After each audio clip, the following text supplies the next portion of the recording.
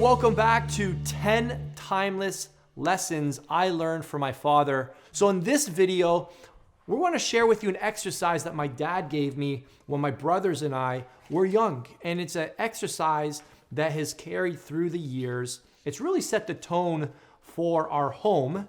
It's probably why I'm so driven, why I'm so ambitious, and why my brothers are equally ambitious. And I guess you would call us what, Dad?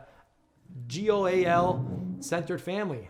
Well, we are goal-centered, but not in an obnoxious kind of way. But I from early on, I was influenced by, you're going to hear, I don't want to apologize for quoting the Bible, but at times it may, for those of you who are unfamiliar with it, you might think this is a religious catechism class, and it's not.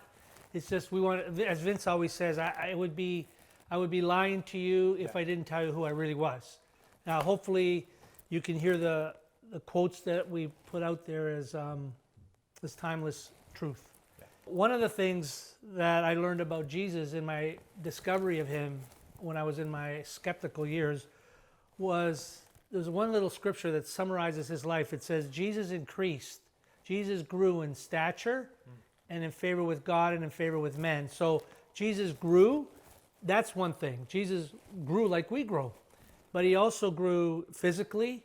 He grew in favor with God spiritually. He grew in favor with people socially. And he grew in 4 dimensions of his life. And so I came up with a little list for the boys. Physical goals, spiritual goals, emotional, social goals, and relational goals. And so from when they were little, we would go somewhere between, actually this is a great time of year to do it. We'd do it between the 26th and the 27th and 28th. We'd always be traveling somewhere to Niagara Falls or Toronto, and we'd stay in a hotel. And I would always set aside some time for them to just roughly write out on a page, so what's your physical goal this year? The boys were all runners. I want to run a 4-minute and 10-second 1500, or I want to eat better, or not, don't eat junk food, or how about go to church for the spiritual. Just the habit, that was a habit that we established. Well, wouldn't you know that as they grew up, they carried that into their future. Michael, our son Michael, is a filmmaker. He has his little moleskin where I can tell where he writes his little goals in, or visions or dreams. Vince, as an adult, he's on the SMART goal thing, you know, specific, measurable, attainable, relevant, trackable. Like, he's on that track. And my son Adrian is an educator, school teacher in Toronto here.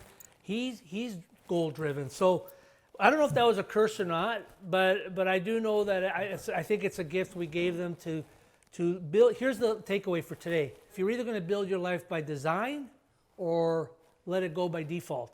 And so I didn't even know that back then, but I was helping them to develop a life by design as opposed to just letting the winds of change kind of float over you. No. You have one life, and it's your responsibility to make the most of it. So that's the thought I had on that, Vince. When you're doing those goals, you don't think of your life when you're that young in those 4 dimensions.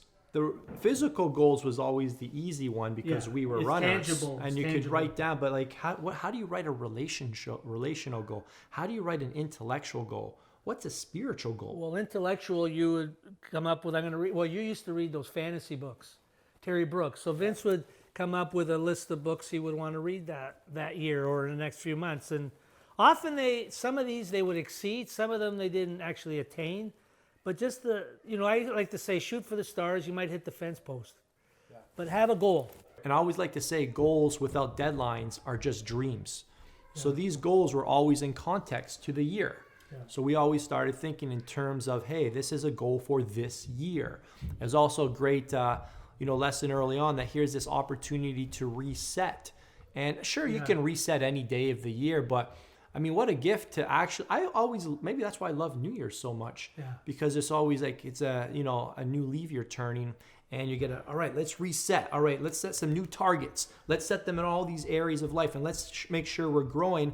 And just to wrap up, sometimes you might be making progress in one area of your life, but you're not making progress in another area of your life. So the question is, are you really progressing? That's called the paradox of progress. And I think this kind of helps you become a more balanced human. So I know that this gift for me, when maybe I'm not excelling as much in one area of life, I know I've got these other areas of life that I'm working on too. I think that always helped me compare myself, if you will, in a healthier way to other people. I'm like, he's faster than me, but I got these areas going on as well. Well, and it had a way of inspiring you. Like you guys, all three of you, Vince, you were a little bit more rebellious than your brothers, but all three of you were always on track. You were always, and your rebellion actually made you a strong leader eventually because you questioned things. But all of you were able to stay on track in life.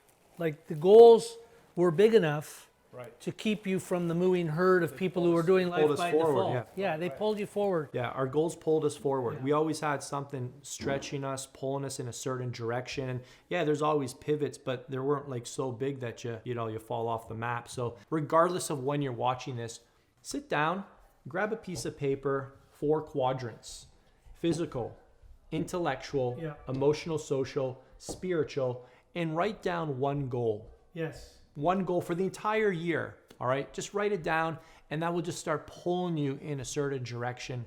And we hope you enjoyed this video. Let us know what was most helpful for you in the comments below. What was a valuable insight that you took away? I'd love to get to know what you're taking from this series. Also, turn on your post notifications. Make sure you're subscribed to the channel so you're notified first when we drop the next timeless lesson. And we'll see you soon. Ciao, ciao. See ya.